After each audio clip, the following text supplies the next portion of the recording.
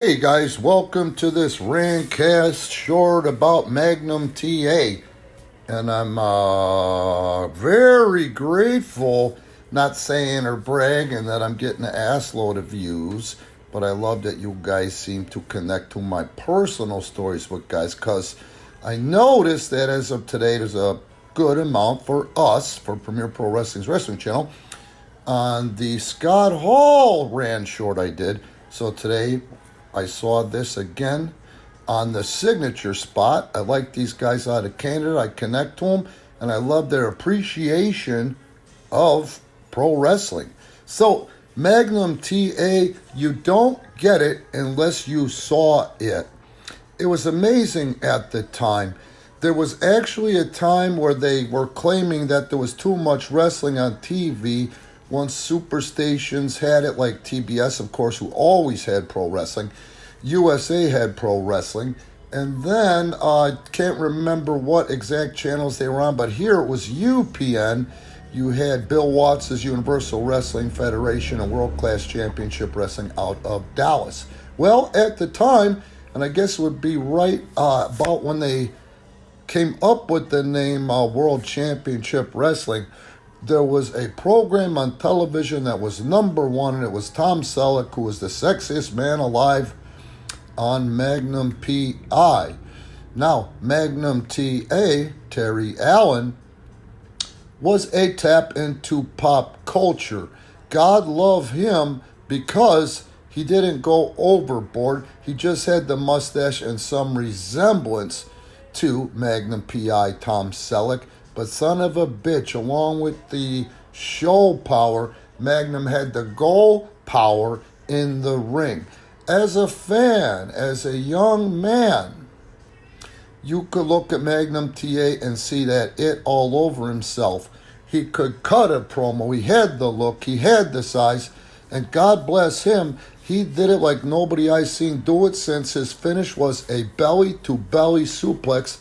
And I'll be goddamned if that thing wasn't compelling the way Magnum portrayed it. And then, like it says in the article, it was horrible. The man is lucky to be alive right at the height of this. And this is a guy that could have main evented for any one of the wrestling companies I'm talking about. He even could have crossed over to World Wrestling Federation at the time and been a big star at any one. He just exceeded the norm. He had top guy written all over him. And from what I understand, he was a man who loved and respected the business and paid his dues and worked his ass off because he has no enemies that I'm aware of in the wrestling industry, which is saying a lot. So, fast forward, as I told you, I cut my teeth and made my bones in Memphis in the USWA territory. I want to say it's 89. I don't know. Jerry Jarrett put it best. Randy has worked for me off and on for 5 years.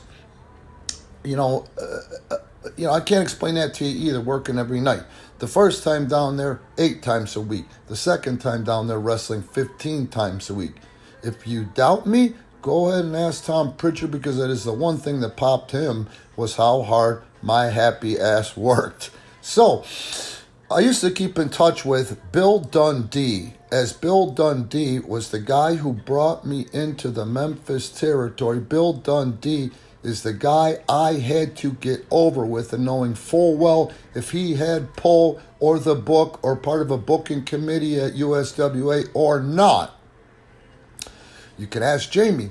Bill was a guy that you just wanted to get over with. If you got over with Bill, you knew you belonged in the wrestling industry. Bill is so underrated as a worker. Bill is very underrated as far as creative and booking and agenting and finishing goes. I do believe that William Regal, formerly Steve Regal, credits Bill a lot with helping him turn that European style into the American style in the beginning. And if you don't know Bill Dundee, well, go ahead and search William Regal or Lord Steven Regal in the WCW archives on YouTube, and you'll see Sir William, who was booking that territory at the time, that was doing good business with one Bill Watts. Now, that being said, I would always keep in touch with Bill, number one, to pay homage, number two, to learn, number three, to see what was going on. At the time, I didn't know that Bill was on the booking committee, and when I called him at home, he said, "Mate, I've got a hell of an idea. Jimmy Garvin and Michael P.S. Hayes are coming in, and we're going to give them a Freebirds run as babyface rockers. Somebody in the office has a hard-on for JT Southern's look." If you guys don't know JT Southern, you can YouTube search him and tell me if that mother effer didn't have the look.